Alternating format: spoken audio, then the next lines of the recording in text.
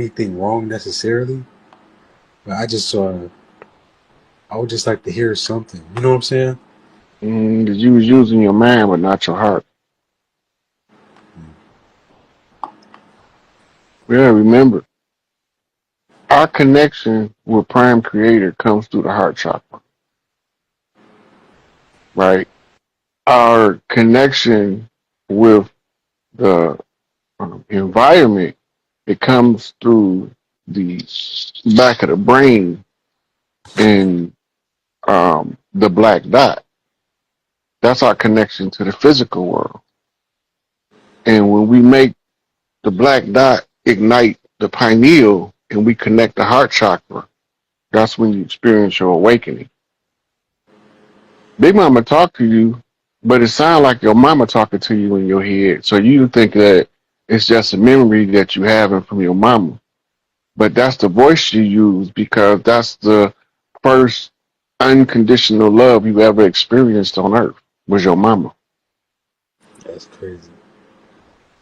So if you use your mama voice first, when she come in her voice is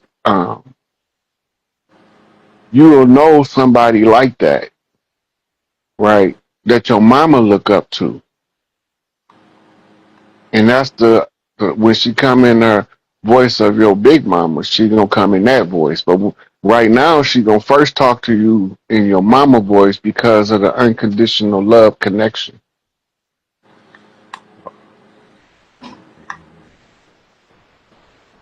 I heard my mom's voice. She's not even there, so I know that's for a fact right there.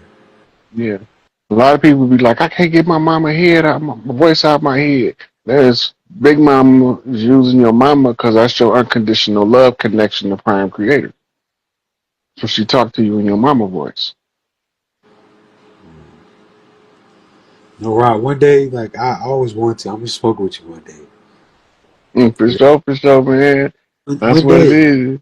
one Look, day. we gonna have the powwow. We gonna have the chief classes and chiefess classes. We don't know that the women was the chiefs first, because that's Uh-huh. how they're the ones who made us chiefs. You gotta remember, it's take a God maker to make you a god. Yeah. Hail Yeah. Mary, Mother of God. What that make her? I always felt like women are so powerful. It's just, especially like a black woman, like just a melanated woman. They just don't know. Some of them just don't know. And but Yeah, a lot of these women of all ethnicities, if they knew their true power, they would move through a life entirely different. yeah.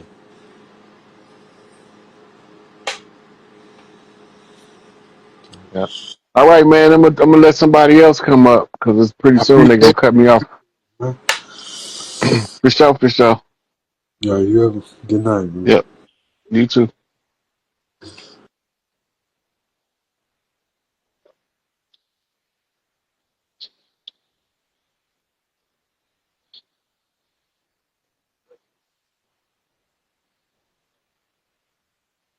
Lord of my vices. Come on up, chief with the chief.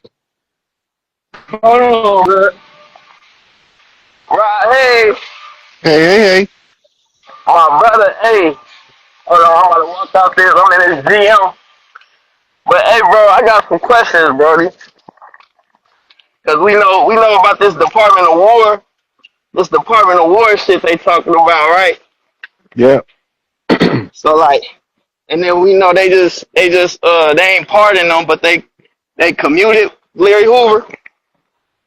So then they Yeah. try to So say, he right, still had to deal with it with his state issues, but his federal issues he got time served on that. right, They right, do right. that So instead of giving him a pardon because if they pardon him, he can see he's in the position to turn around and sue him because he didn't do nothing. right. Literally, he Mm-hmm. didn't do nothing, and they locked him up. So, um, they commuted. So they say they ain't saying that the guilty plea overturned. They're saying they're gonna give him time served, and then he got to go back and deal with the state. Right. My question is because right when they did that, they tried to put these statements out saying he told on it. You know, they try to diminish the names of our leaders and shit. So I'm like, they trying to say that, but then you know that's the There CIA is no working. But my thing, history. There is no history of Larry Hoover telling on nobody at no time under no conditions. right? Because the same nigga that said that he told on him, he said he ain't tell on him. No, they were saying Larry told on the dude that shot him, but the Right, dude that right. shot him said Larry ain't told nothing on him. Hmm. You know, That's so my that's you got to take it from the people that went through the experience before you take it for the people who thinking they can read it from a distance. right. So my question is like, is he gonna give a statement to the public? Because that's what we waiting on. We waiting on what he got to say. Been locked up so long. Is because when we look on the Whatever he do, he got to first spend his time with his family first. So even if he got out right now, that it might not even be announced for months while he's spending time with his family. And then he do have to give a report to the people because we need to. He is the lead chief that has right, to tell people about the conditions, the war that was waged against us as tribes, and how they did him. He got to tell his own story. And so we ain't got to take it from secondhand people. He'd be done told us exactly what happened. hmm do you See, think? the whole Cause thing when he first went to prison, the law that he went to prison on was repealed off the books in Illinois. And the law said that if you was a person to influence and somebody under your influence committed an act, that you didn't have to give the order, that your influence was sufficient enough for them to carry out the act. That's what they convicted him of, for being influential in his community, literally. And they blamed the dude that committed the actual crime. He got paroled in the 90s, like 91, 92, after like 20 something years. Larry was still in there. Larry was in there for being influential. He wasn't in there for the underlying murder. They saying his hmm influence was sufficient enough over the individual that if he committed a crime, Larry was guilty of influence. right, That right, that law in Illinois has been took off the books now. And so it's right, not even so right now today they can't use that same law to convict nobody. right. And it's for reasons because it's like chiefs like you that we know got a voice. When they speak, it's gonna move the people. So they got to keep Yeah, him silenced at all times. It's like, but my thing is, do you think that Trump doing that has something to do with them sweeping the land in Chicago? Because you know they gonna try to get them YNs out the way, man. Anything moving out there that think they finna go against the government, they gonna get wiped out. So it's like it's best, it's like not you the said. I government heard no you say, more. So this is what you're looking at. The old government called the United States of America, based in D.C., is gone. It's not even called Washington, D.C. anymore. It's called District of America, renamed under the military intelligence. They had to rename it first to mm-hmm, reclaim it, right? So when that happens, the changing of the guard gets closer. They have to get rid of police because they foreign military and we in a police state and we don't know it. So they're gonna bring in National Guard before they get rid of the police, right? When they bring the National Guard in, then the officers gonna either be deputized by a sheriff or they gonna have to be militarized by the National Guard. But most of them is gonna be rejected because the profile requirements for them to hire police is sociopathic in nature, and they're not gonna allow a lot of the people that's practicing law enforcement now to even be qualified to practice. mm, yeah, Right. So a lot of changes is like real close. Yeah. Because right? I heard you say you told the mothers, man, get y'all kids out the street because it's about to get ugly, man. Yeah, And they, tell them, so they, tell them don't play with them people. They told to treat us like we family, but they also told them take no shit. yeah, So yeah, they gonna be smooth, but if you go out there, trying to threaten them with your switches, you gonna see what a real switch look like. I'm just nah, keeping it 100. nah, for real, for real. Nah, but so do you think that has a connection with like the war that we facing on that land? Like, do they have a certain microscope on Chicago to where, all right, we move Larry Hoover around, and now we about to run in there and try to do they sweep? Is this some type of like? Is it a reason why it's that land in particular? It's not just Chicago. This gonna happen in multiple cities across the land. They have to Mm, secure certain what we call them. They call them prime military target zones. The reason to send the National Guard in is not had nothing to do with the reason they telling you. They don't care nothing about stopping crime. They don't have nothing to do with that. It's securing the land so that a foreign force can't have sleeper cells invading us while the power structure is shifted. That's what it's about. mm, mm. So you think they gonna let Jeff Ford get a voice too? You think they gonna move him around? They Angel gonna Bay. yeah, Angel Bay gonna have. They sooner or later they gonna have to let him go too. But first we have to see Larry is the spearhead. Because once the people get to hear and see what's going on with Larry, that's gonna make them demand all of these political prisoners brought to the forefront. And Angel Bay is the law of Turtle Island. He's the one who was supposed to be enforcing the law. This is why when you're in Chicago, you always hear them say Stones run it. Cause Mm-hmm. that's the law enforcement, the Red House law enforcement, them mama's boys, and they don't play. And a lot of people misconstrue that part of the tribal structure with a whole lot of other stuff. But he is the chief that was supposed to be responsible for the military governing of the people on the land. He was supposed to be our Shaka Zulu. That's why they got Mm, rid of him. mm. Larry is the ambassador, the spokesperson, the chairman of the board. Chairman of the He's board, right? he's the one responsible for telling the people how we was in this mess, how we overcome this mess. As the chairman of the board, you're the spokesman for all of the tribes, Yeah, yeah, right? yeah. So And Larry, we all know who he is. But remember, we classify in their system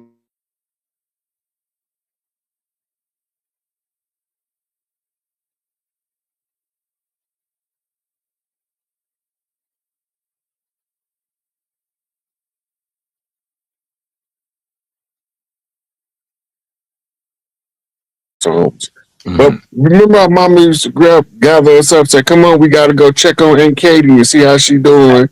The whole family get in the car, and then you got the girls be cleaning up on the inside, Hmm. boys be cleaning the yard up. Mamas and auntie got her upstairs bathing her, Enough for helping her with her personal needs and stuff like that. That's how we used to do it. You remember that? we did it. Absolutely. I grew up in South Carolina, in the woods, place called Arcadia Plantation on the outskirts of Georgetown. We lived in a communal, collective, cooperative way. No, I never even heard the word nursing home until I was an adult Mm. in my 20s up here in New York. Nothing like that existed in our environment. Mm. Yeah, we used to take care of our own elders, and the elders used to talk to the youth. We used to sit around the Big Papa couch. We Mhm. all of the babies sitting there cross-legged in front of him, and And he every, was giving us the oral history. and every community had a big tree, where we hung out under that tree and listened to those Mm. old folks, Beautiful. sitting on the ground or sitting on a log or sitting on a bench that they had built. Beautiful. But that's when we understood that communal, collective, cooperative was our way, not Marxism, not socialism, That's white folk stuff. That ain't ours. Yeah. When they wrote that stuff, they weren't even thinking about us. They were thinking about white working class people taking something from the rich crackers. So our thing, and I know how to start checking my language, so I'm gonna calm. I've been on that road hitting that traffic, I said I'm gonna be late and I'm gonna miss the show. So I was like, my foot was to the metal. But we got here on time. But no, Doc is hanging in there. He's strong. That's good. No, that's great. And I definitely want to. I'm gonna call you on the phone just to talk about how we could help support Dr. Leonard Jeffries. I'll give you a call on them. Yeah, definitely gonna give you a call on that. Besides that, Professor, man, and I had the opportunity. Obviously, a lot of people in the chat know you have been in the you've been viral lately on the internet, Professor James Small. One thing I want to say viral about me, and most need to listen to what they're viral about. You can't take and listen to some 2-second clip and tell me you're having a conversation with me. Indeed. Listen to the hour-long speech. Listen to how I got there, what took me there to that one sentence that everybody's upset about. Yeah, that's the thing about the internet. People chop shit up, pardon the language, and they present things a certain way. But what I want to get to is that it appears I talked to you, I called you earlier. I've just been watching videos, and I'm a fan of I'm not a fan of your work. Me and you, we have a personal relationship. You my elder brother, so we talk over the phone a lot, and you give me advice and we kick it. So what I see what's going on. I said, man, I got a call. I said, what the hell is Professor James Small got going on the internet? Everywhere I turn around, they talking about my brother. I said, when I called you, I said, Professor, I said, I want to give you an outside looking in perspective. And I said, Professor, the optics. I said, you told me to shut up and listen. And I said, Professor, the optics do not look good for you, Professor. The optics, and I love the way you explain things, but things just we see changes within our community. And when you mention Dr. Leonard Jeffries or Dr. Ben or yourself or John Henry Clark, and I see some of the younger brothers like this brother Rod Hayes and the other younger brothers that's out there, it's sort of a different approach. And I know one of the things, not totally different, but they're stressing. It's more of a appreciation for us being American than what I noticed coming up when everything was just let's get back to Africa. And one of the things, let me just say this, one of the things I noticed, I did a wonderful show with you on Hip Hop Industry.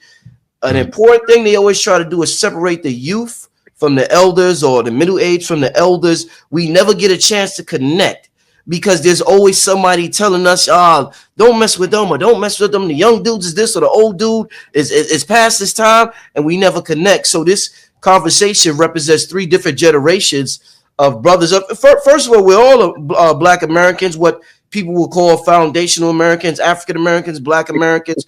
We all, we all are the same team. So I know it was a little confusing for people to hear you say what you said, Professor James Small. So do you want to touch on that before we get in a good conversation? Do you got the clip that you asked him about, Brother Rich? Let's look at what they're talking about. I don't have it. I should have bought it, but you're right. I don't have it. I've been speaking for 60 years. Now, what are they talking about? If they're talking about the clip I did with Orion, the little brother down in Kenya. Yeah, the African brother, yes, sir. He's not the African brother. His name is Brother Orion. Okay. And I've known him for a couple of years. I just would never do his platform because I didn't think he was mature enough. And then I wanted to make sure he was on the side of the radical students in the streets of Kenya and not on the side of those that supported the Kenya radicalism. Because I've been doing a lot of work to fight against that government in Kenya. So I can't even go to Kenya because I've spoken out too much against the president. But I wanted to make sure which side he was on before I even did his platform. I do a lot of platform in Africa, the Caribbean, and here. I don't just make a distinction except that I need to know what your politics is. So that conversation, he asked a question about the same group of people. So don't play me on one sentence. If I didn't, and you do this sometimes, if you don't expand your shit enough so people get the full detail, and you say, I send you the piece where I'm on the street on 125th Street, I caught a lot of grief of that in Africa. I got attacked about that. I lost $800,000 on that because somebody put it out at the same time I was about to sign a deal. The man saw it and said, I would not, I don't tell you the words he used. He walked out of the board meeting, took his $800,000 off of the table. But that was my fault. I said that. I wasn't taking it back, and I didn't apologize to anybody for it. I was making a criticism that at the time was legitimate based on something happening on 125th Street. And it didn't just happen that day. It had been going on for a while with the merchants not supporting the ones from the continent, not supporting the young brothers from here. And the cops weren't going at the older brothers. They were going at the younger brothers, taking their socks, their sneakers, putting in garbage bags and stuff. And so nobody asked me to speak on that. Since they handed me the mic to speak on something else, I took the opportunity to address that issue, right? And so somebody cut that 2 minutes or 3 minutes out of an hour and a half, me talking about a whole bunch of things about Black folks, and circulate that around the world. And what happened this time, that same clip, that was about 3-4 years ago. And so the guy walked out of the meeting, took his money off the table. So I lost that opportunity to get that person, nor the government, to invest in that hotel that 80 of us own. I don't own a hotel. 80 Black Americans put their little ducats in, and we bought that thing together, and we still have it 20 years later, trying to sell it now because all of us have gotten old. You know, we had some good business out of it, but what we wanted was something more. We wanted that to be like a kind of a linkage station, but we were never able to do that, right? And so when this whole thing jumped off, the government of Ghana called me on Monday and said, we're giving you an award. They thought I was in Ghana. I said, no, I'm not in Ghana. You know, an award, I'll send somebody to get it. And the award was I forgot what the exact thing was, but it has to do with tourism. I've been doing tourism for 40 years. I hear people trying to ridicule me. So, they're making money taking trips to Africa. Tell somebody the 411, tourism is the third largest business in the world. Okay? I mean, if you're supposed to, white folks are the only one that can do tourism? You know, we're not supposed to do tourism? Or African Americans can't do tourism to Africa? I don't know what that whole discussion was about. But at any rate, after 40 years, they decided they're going to give me an award for tourism something leadership.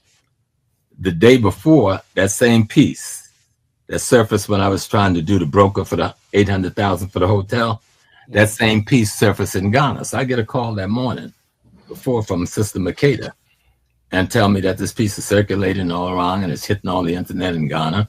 And I told her to send it to me because I didn't know what she was talking about. And it came to me. And when I saw it, okay, I said, now, why is somebody doing the same thing again? Every time I'm moving into something, this little piece pops up and is surfacing, okay? And so I was legitimately got friggin' pissed off, okay? And then after I studied the thing and looked at it later, I saw the banner of someone I knew on the bottom, who's with FBA, who was an advocate and very strong. And that's why I got pissed off with him. That's when you see me in the green shirt. Now, when I'm doing the thing with the boy and Kenya, Orion, I'm not even thinking of that. I'm trying to explain what the riff is the best I could in the way I talk. Now, if I didn't do it right, and I think when I got to the space where I said anything that's causing division between Black folks, that was the policy. And somebody has gotten on the internet and said that is not the policy of this government. The written, stated, and acted out policy of the government of the United States of America, as is run by these white people, because Black folks don't run the government, even though they got a bunch of us in there helping them run it. Their stated position is that African Americans and Africans on the continent should never be allowed to unite politically, economically, or culturally. And the person who penned the paper, Zygmunt Brzezinski, was the only one I know who penned the paper, but we know Henry Kissinger carried out the same policy. But I was trying to find out, did he ever pen it? I never saw his penning. I know Brzezinski, and then there's another, what they call them, it's like when they put these papers, and they have a number, like Article 62 or something like that. And so I was referring to that as being the policy of the State Department of the United States and the CIA.